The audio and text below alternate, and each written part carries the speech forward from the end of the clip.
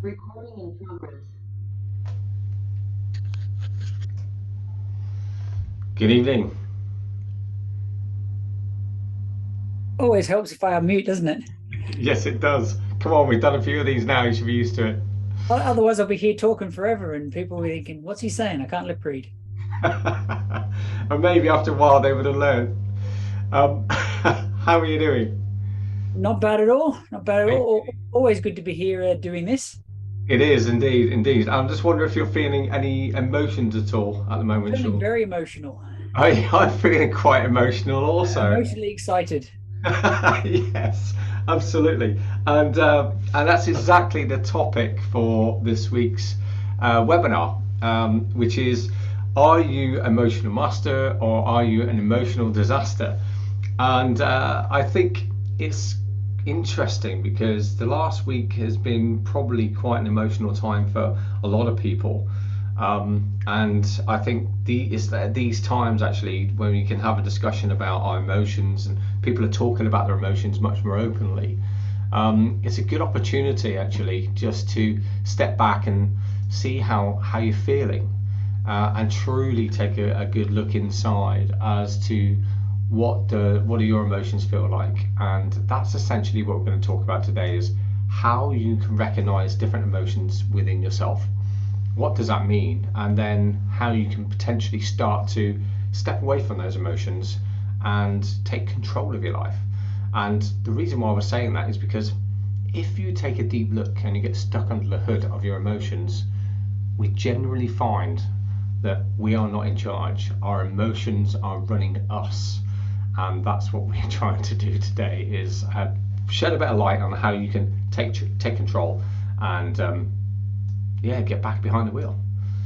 So, Sean, do you want to start with how are you feeling right now? Maybe describe how you would associate how would you describe your emotion right now? Well, I think the first thing is just highlighting something you alluded to there. And one of the big keys, is waking up. And as CJ's just asked, how am I actually feeling? Being present and conscious of the emotions or the feelings I'm having. Because what we'll often find is we are happy or angry or have all these emotions, but we're just traveling along on autopilot and reacting from that emotional perspective, not recognizing, oh, I am actually angry right now, or I am actually ecstatic right now. So answering your question, I'm feeling quite excited, because obviously I enjoy doing this. So what does that mean for me? Well, because I'm being consciously aware of it, I can feel sort of tingling, and noticing in my arms the sort of excitement of doing this and speaking to you beautiful, lovely people out there.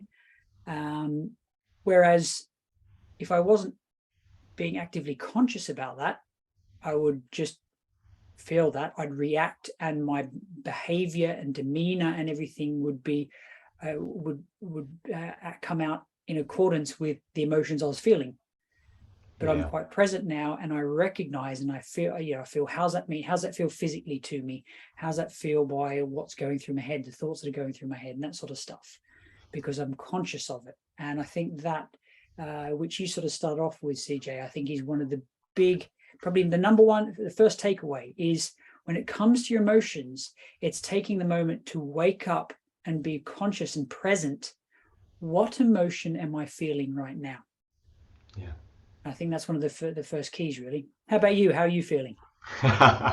Well, I am actually always feeling very excited as well, and because I love doing these things, and if we can add some value, that's so I'm feeling right. How do I feel now? Here's a key thing with emotions. It's, as Sean said, it's about being awake, but can I disassociate myself from emotion and then look inside? Where am I feeling? And I'm feeling sort of in my sort of solar plexus. I've got this like little ball of energy that makes me feel excited, and I can feel it, and it's like when you get like, oh, that feeling. I've got that feeling because I'm passionate about this. But here's a key: it's that ability to, I know what that feels. That's excitement. That's passion. I'm fired up. I know what it is because I've learned to recognize that. And here's another thing about us: we've learned to suppress our emotions, and normally it's not the positive emotions we're suppressing, it's the negative, what we would associate as being negative emotions. And I think we're waking up as a society now, as mental health is is getting pushed more and more into the limelight, which is which I'm eternally grateful for. Is that ability to actually put your arm around someone when they're not literally physically, but virtually put your arm around someone and sort of support them through a moment of emotional stress. But I think we're still, as a nation and still as a race, in a lot of cases, unwilling to really let go. And therein lies a few issues, because if you do the research, and feel free to get on Google and get around this, is that if you don't exercise your emotions, allow them to freely manifest, then it manifests in different ways. So you get stressed, you get different other conditions, inflammation somewhere, or you come up with another physical ailment, and it's because we're suppressing our emotions. And the key thing to remember is that if you just let them go, find yourself a safe space, is that it doesn't take long to exercise an emotion. And you can exercise an emotion generally in 2 or 3 minutes.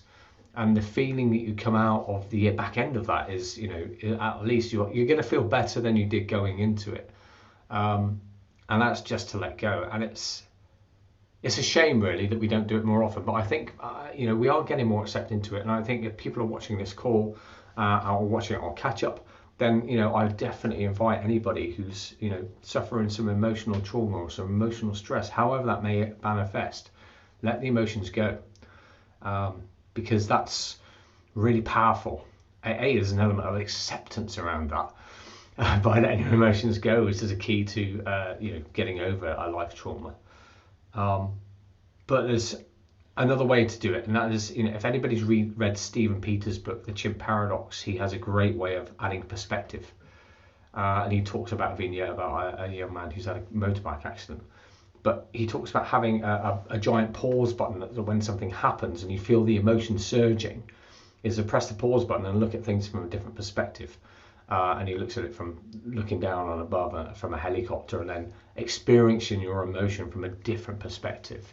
And that's about disassociation and how we can exercise our emotions from a different perspective and actually just observe what we're feeling, how does it manifest in the body, and allow it to process. But the key thing with emotions is that they are biochemical reactions. We're biological bags of chemicals and hormones and all sorts of stuff kicking around inside these pink bodies. And of course, as soon as an emotion kicks off, it's down to the two primal emotions we have, which is love and fear. And sadly, we don't experience, I don't believe we experience or allow ourselves to experience enough love. I don't know why. I certainly experience that a lot more than I used to. And we do tend to fall back in this fear, into this position of fear. And that's another aspect of why it's important to recognize what the emotion is that you're feeling in your body. Because then you can recognize if it's coming from a position of love. And that's, there's some positive, therapeutic aspects around love and the positive aspects of those emotions, as opposed to coming from a position of fear, which is negative. It's going to cause you to have negative emotions. Any thoughts on that, Sean? Yeah, I think a few things you sort of said there.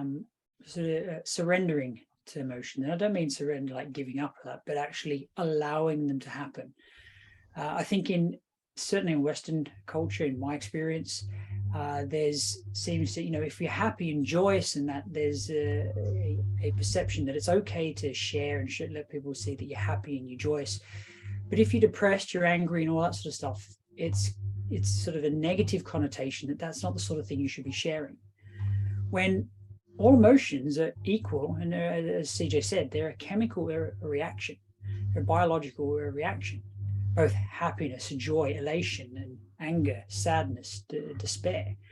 They are just a different chemical concoction going on in the body.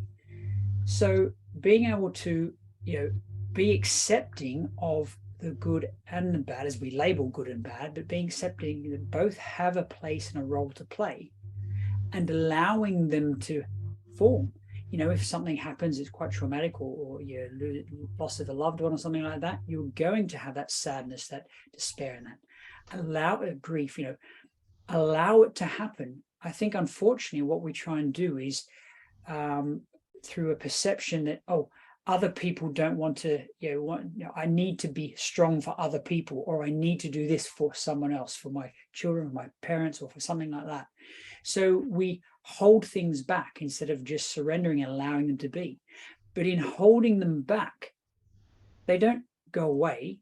If you surrender to it, it just does. You separate yourself from the emotion, allow it to be. It does what it does, and it will then dissipate. And as CJ, as you said, CJ, you end up, love or fear fundamentally is, so you end up with sort of allowing to happen, and you end up in a better state. But if we don't allow them to happen, we think, I can't be, I need to feel, look strong for other people. It's like a fizzy drinks bottle or something. You've got all that emotion in there, all equal together, all mixed up, all those, chemicals and biological chemicals and that in the body, all mixed together, all in sort of balance and that. But then all of a sudden something happens and it starts fizzing up. Now, instead of just let it fizzle up and let it settle, what happens is we bottle it up and we shake it about, and we shake it more, because we're trying to hold it all inside, and we shake it more until some small thing triggers and we release it, and then it all comes out. I myself, a number of years ago, experienced an anxiety attack, panic attack. And in effect, what I was sort of told when I was sat down, I was talking to someone about it, is that was a situation where all repressed emotions and feelings and stuff like that had built up to a point at which my body reacted with a physical, physical reaction. So all those suppressed emotions and holding it in and going and again shaking it up resulted in a physical reaction of me feeling like I was having a heart attack, and losing feeling in my arm and all that stuff, when white as a sheet, according to my roommate next door at the time, stuff like that. And that was just that one thing that then popped the top, and then it all came out at once, and it all exploded.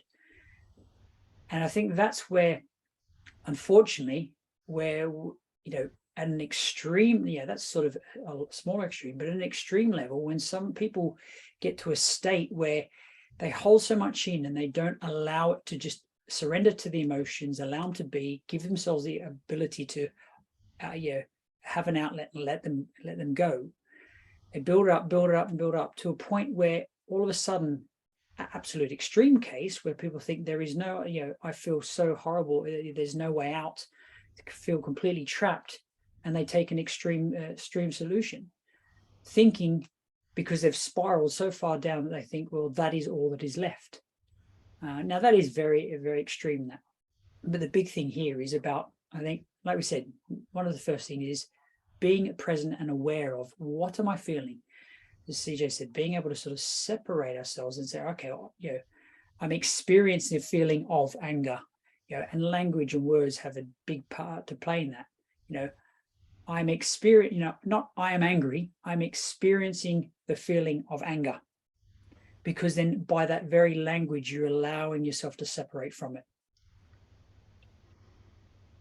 Yeah, it's an interesting perspective. You talk about language there, because one of my favorite subjects, and I talk about this a lot, is metacognition, which is this ability that humans have, which is unique in our species. So we can think about our thoughts, which is kind of bizarre in some respects. But if you think about it, an emotion is a byproduct of a thought. And if we're thinking in, using adjectives like angry or anger or mad or crazy, then that heightens the meaning and the whole context around that thought, which, guess what, fires off a biochemical reaction in your body. Because I've talked about this before also, which is our bodies are crazy things, in that if we think something negative, or we start thinking negative thoughts, and we get that rumination about something that we can't get out of our head, well, our body doesn't know the difference and can't differentiate between the actual event that caused us to have that thought and which triggered an emotion, and just the thought. So as far as your body's concerned, you're experiencing that event again. So it fires up the same chemicals, the same biochemical and biochemistry. A whole chain reaction starts off in the body. And the key thing about that is that there's two types of biochemistry, as there are two types of emotion. There's positive emotion, which makes us feel lighter and happy. We give off a different energy. We feel lighter in life because we are giving off that positive energy of love. Whereas if we are negative, we're coming from a position of fear, then we're heavier, and actually our quality of life, actually, you could argue, is not as good. So one of the things I'd urge people to think about is that consider the quality of your life is based in the fact that the more positive emotion you feel, the better the quality of your life. That kind of sounds obvious.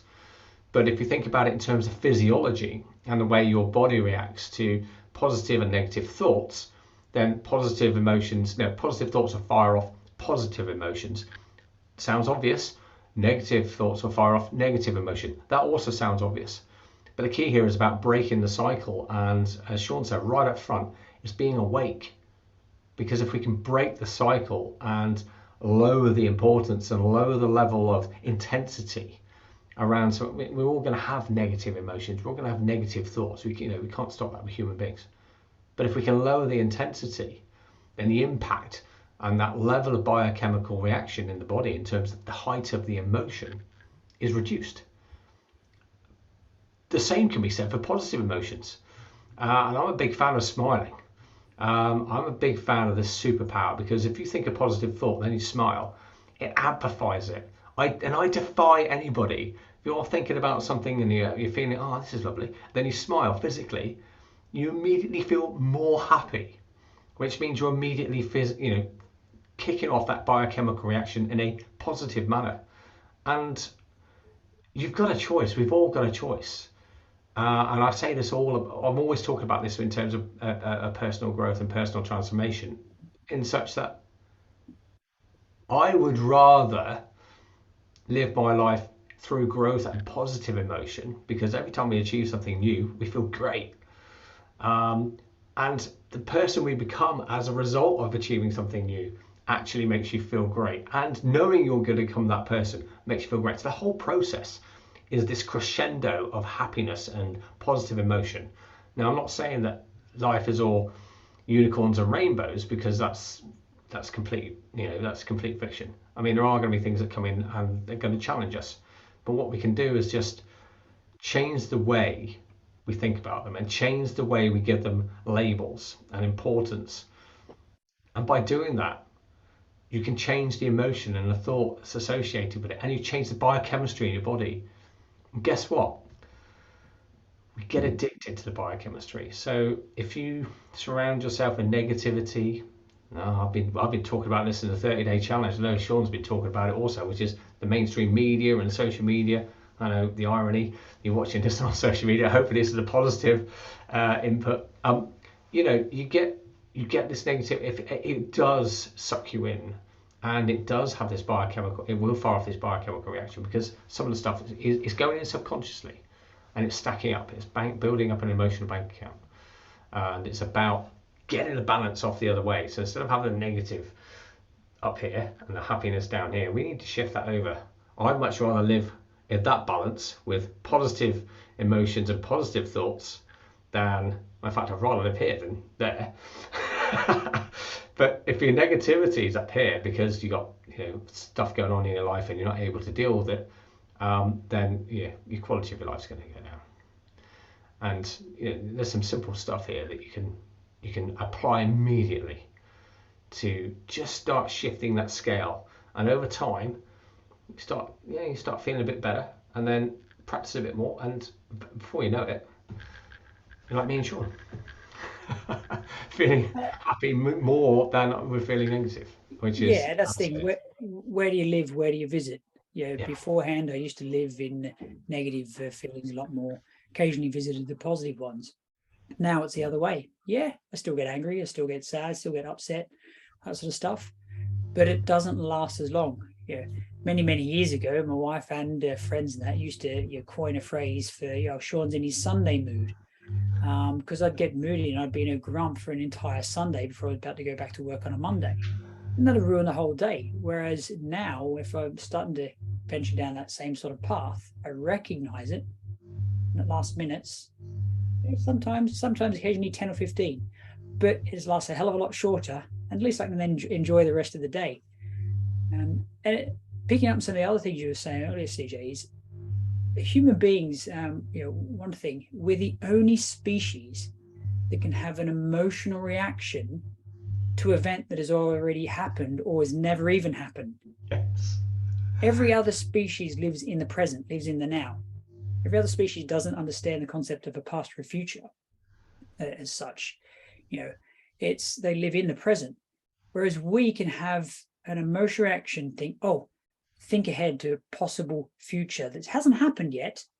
And if it's negative, we'll have negative emotions associated with it, anxiety and stuff like that. But if it's positive, we'll get excited about a potential future event, but it's not even happened. And the same thing with the past. Some people live in the past. Oh, in my day, it was all really good and rosy and it was lovely. And I remember all the sweet smelling flowers, and now it's horrible, so having that emotional reaction. But fundamentally, that what the memory is creating is an event is just an event. And let's use, it's the emotional attachment that we give it that gives that event its meaning. Yeah. And let's look at the present situation with the passing of Her Majesty the Queen. Now, if you want to break it down to its absolute simplest form, what happened? Queen Elizabeth died. That is it. But depending on the emotions that you associate with that, if you're someone who's very passionate about the royal family, or if you like military serving and stuff like that, serve Queen and country, all that sort of stuff, the emotions you'll attach to that will be very different to someone who may dislike the royals and what they represent, or will be from the other side of the coin. Exactly the same event, but two different experiences, which therefore means in 5 or 10 years, those two people from different sides, different perspectives, will have a different memory of exactly the same event because of the emotions that they attach to that event at the time. And that is definitely sort of key thing. Nothing has inherent meaning until we give it that meaning. And you and I here, CJ, we're in exactly, what's the event here? You and I are talking over Zoom, hopefully to many other people watching at some point, but we're talking over Zoom, simple as that. But the perspective I have and the way I'm attaching emotions to this event and you will be too similar but different, because I'm seeing it from a different context. I'm looking at you. It's all but it's exactly the same event. It's just that we will both associate different emotions and different memories to this because of how we experienced it at the time.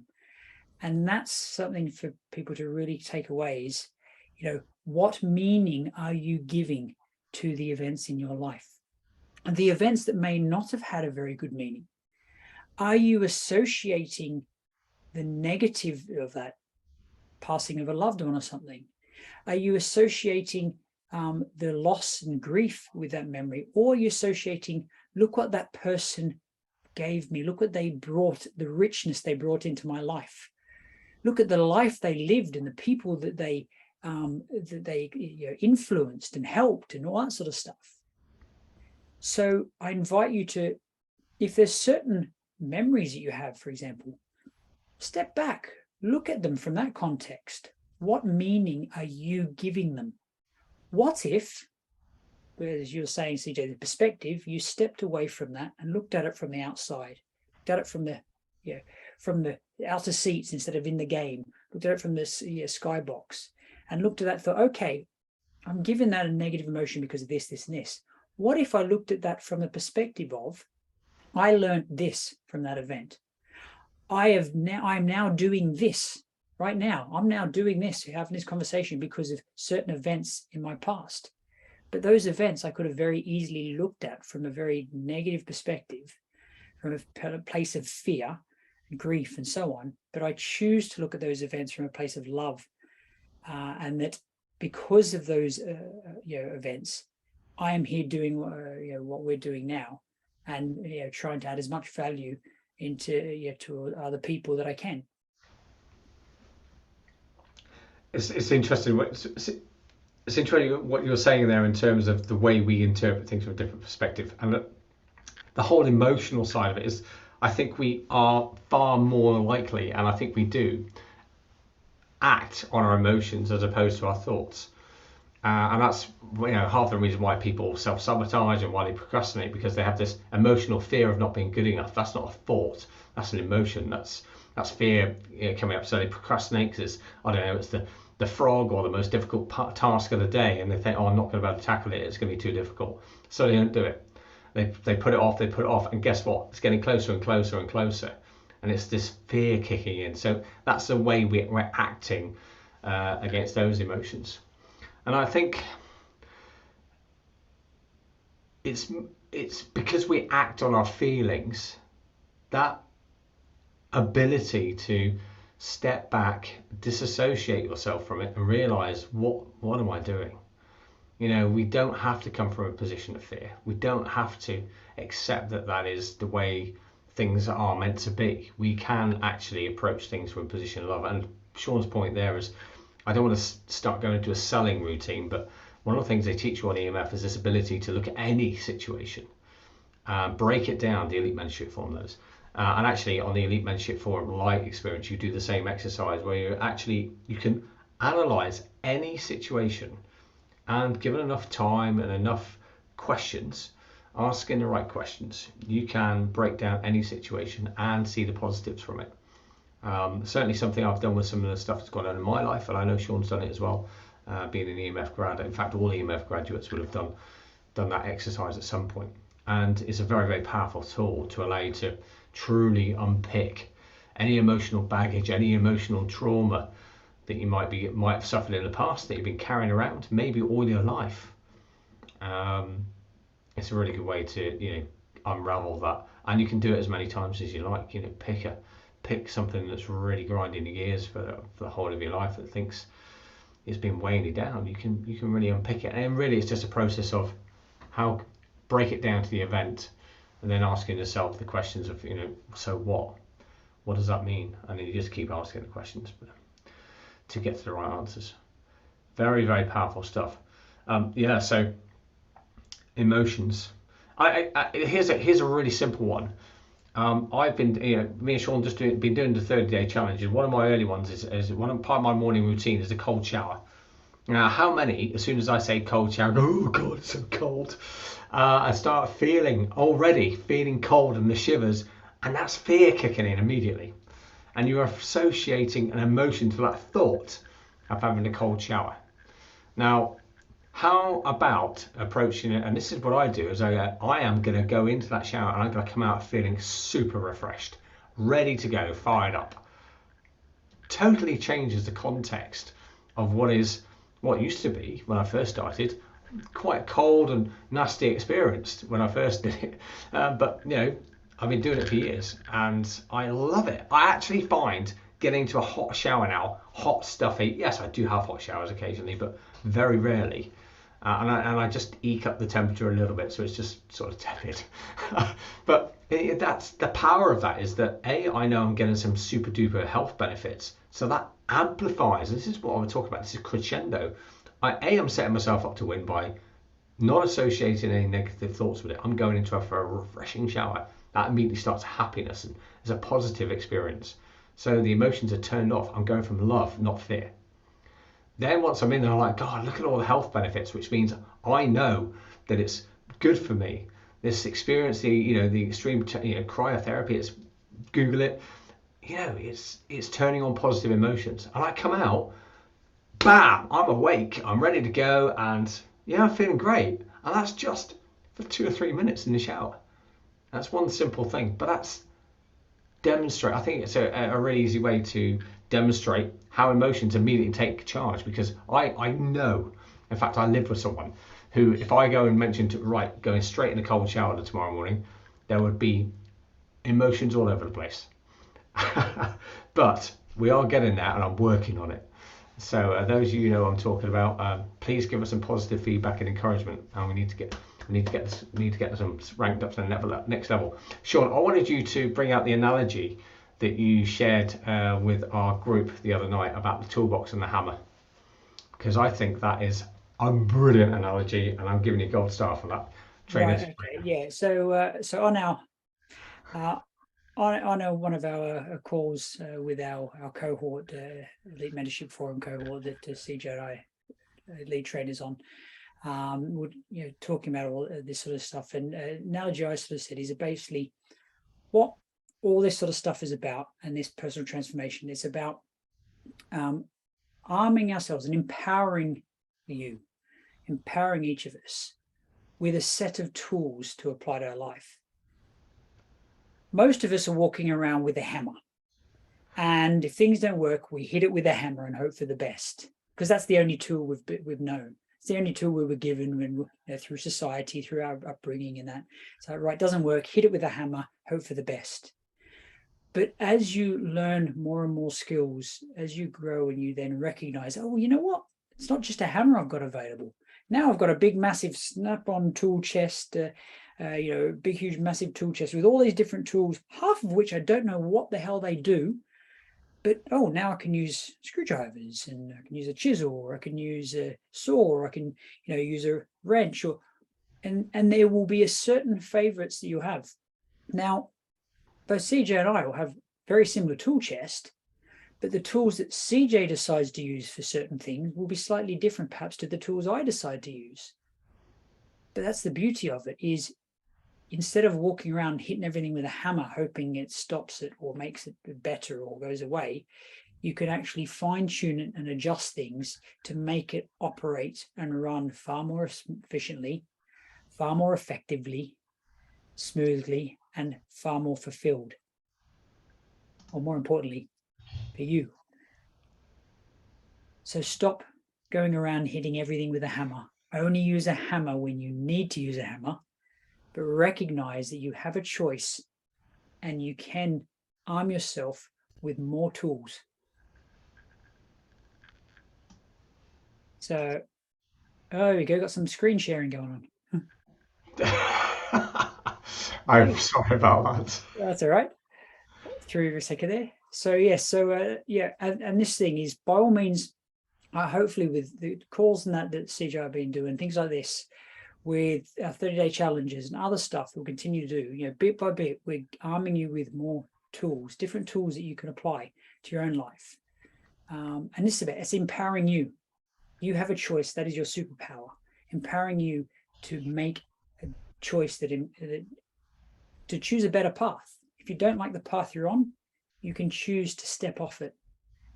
And through things like this, we hope that you find elements of value, things out of this that can help you, give you that choice to think, you know what, I'm not happy with this. I want to choose a different path. Now, if you want to go deeper into that, by all means, get in contact with us, engage with us.